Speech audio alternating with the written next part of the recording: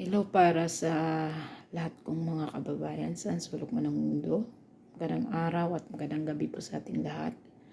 So, ako po ay isang Pilipino. So, may karapatan po akong magbigay ng sarili ko ring opinion na naayon din sa opinion ng bawat isa sa atin. So, sa mga nangyayari ngayon, medyo ang iba natutuwa, ang iba naman nalulungkot. May naguguluhan, may nag-iisip. 'Di ba? Kasi kung napapansin niyo, nung kasagsagan pa lang ng submission of COC, 'di ba?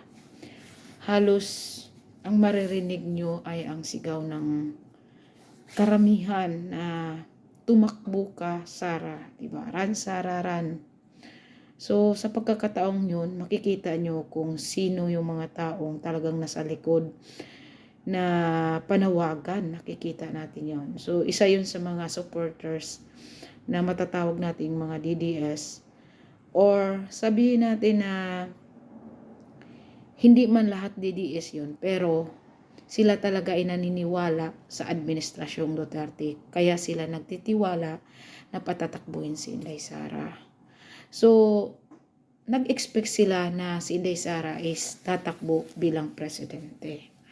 At dahil doon, maraming umaasa na bago dumating yung deadline na patapos ng submission ay magbigay ng pag-asa si Inday Sara, which is mali sa kanilang expectation, dahil ang binigay ni Inday Sara ay ang takbo lang ng BP. So, Vice Presidential lang po ang nais niyang takbuhin. Since ang panawagan sa kanya ng mga supporters ng Duterte administration is kailangan sa presidential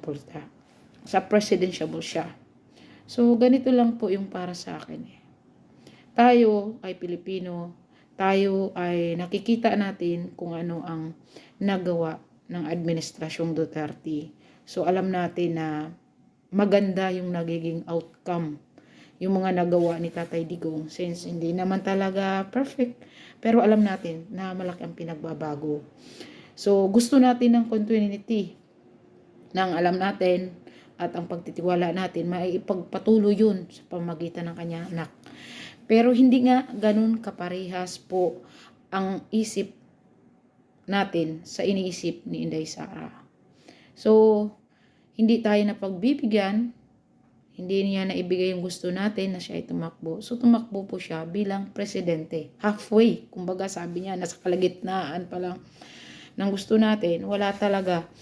Vice President lang talaga ang pwede niyang maibigay sa atin. Which is, kung tutuusin, napagbigyan din po tayo. Hindi man na ibigay yung buong buo, pero nagsisimula po siya. Kumbaga, hindi po siya talaga nangarap muna ng nasa pinakamataas na antas na ayon sa gusto natin.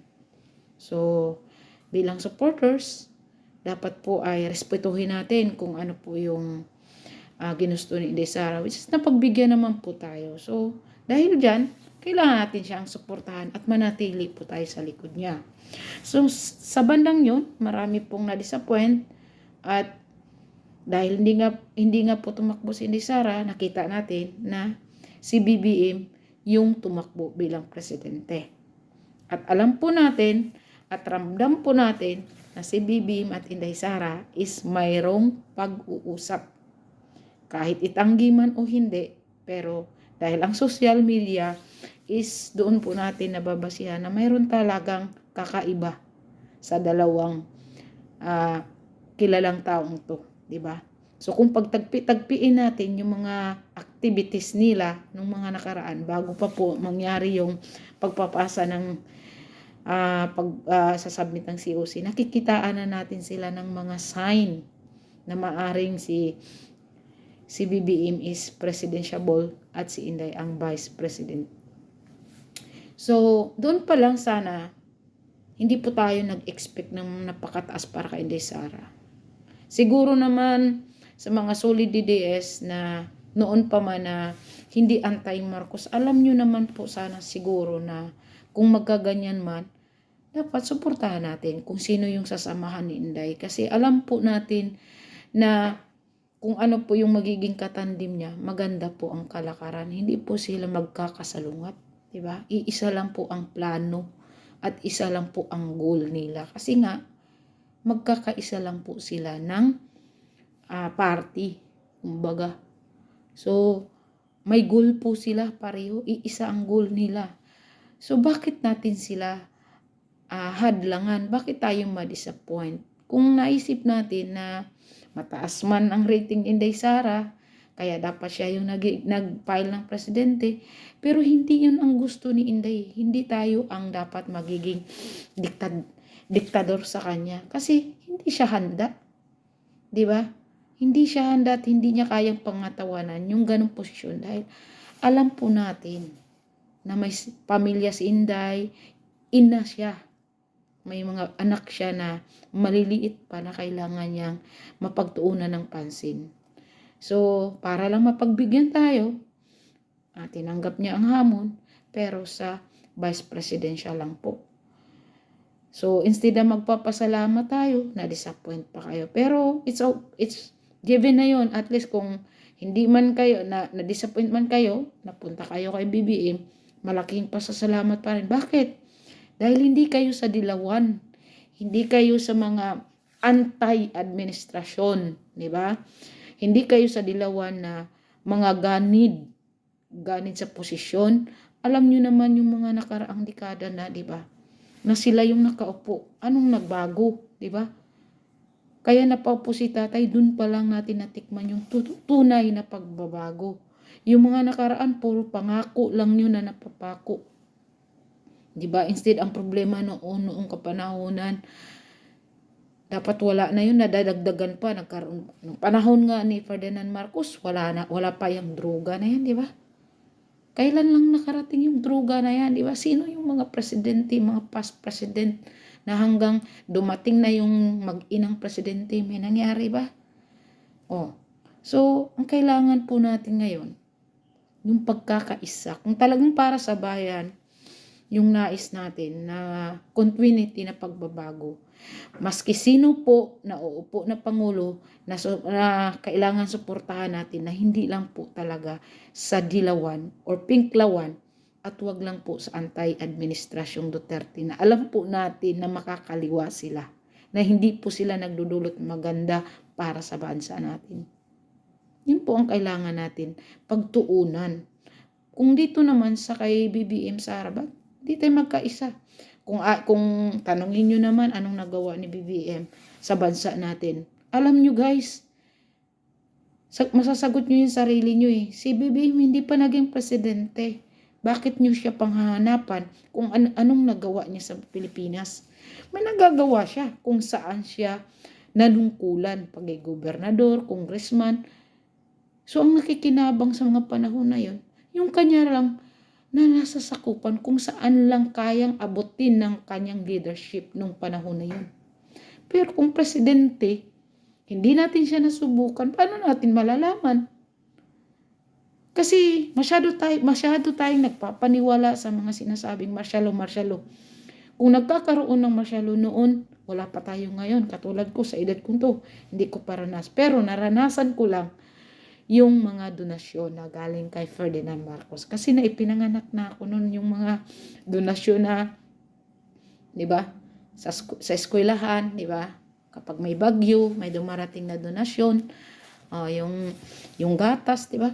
So, pagdating naman sa martial law, sa mga nakaranas na hindi masasabi mong anti-administrasyon ng Marcos noon, na talagang masasabi mo lang sila na yung mamayang Pilipino na talagang simple lang pamumuhay, sila makapagsabi ko ano talaga yung sitwasyon ng martial law noon.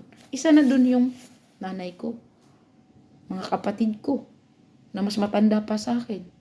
Kung sila pagsasabihin, wala naman daw naging problema, hindi nila ramdam yung martial law. Ang nakikita lang daw nila tahimik. Wala daw yung mga droga, wala daw yung mga kung ano-anong krimen noon. Diba? So isa lang ang nagiging dun. Yung mga antay dun, yun man lang yung mga pasaway ng administrasyon. Alam na naman natin kung sino yan. Diba? Hanggang sa ngayon, nandyan. Di ba?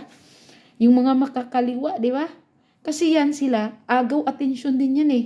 Gusto ring magkaroon ng kapangyarihan sa bansa natin. Di ba? Kaya sila kumbaga hindi sila nabibigyan ng gusto nila, kaya sila nang gugulo. Di ba? Kaya sino lang ba yung nagsisigawan ngayon? Yun lang yung mga angkan o mga antay noon na apektado ng Marshalo Kuno. Kasi sila yung makakaliwa, sila yung mga pasaway ng administrasyon noon. So, doon naman sa mga nagkakaroon ng problema ngayon dahil ang alam ko lang naman ang hindi mababaling prinsipyo na yan, magiging 1 vote, 0 vote. No, yan, katulad ng mga loyalist. Masasabi ko ng loyalist Duterte kasi kung sino yung gusto ni tatay, doon sila. Ako kasi, masasabi ko na lang sa sarili ko, not DDS, masasabi ko na lang talaga na kung sino lang yung Duterte ang kaya kong Hindi ko masusunod kung ano yung gusto ni tatay, pero sa angka ni tatay, yun, doon ako, as long Duterte. Kasi kaya nga sinasabing die hard Duterte supporters eh. Kasi sa whole family clan ng Duterte lang po ako buboto. Pero kung sa utos lang ni tatay na doon ako, hindi ko rin maano yun. Kasi magkaiba na yun.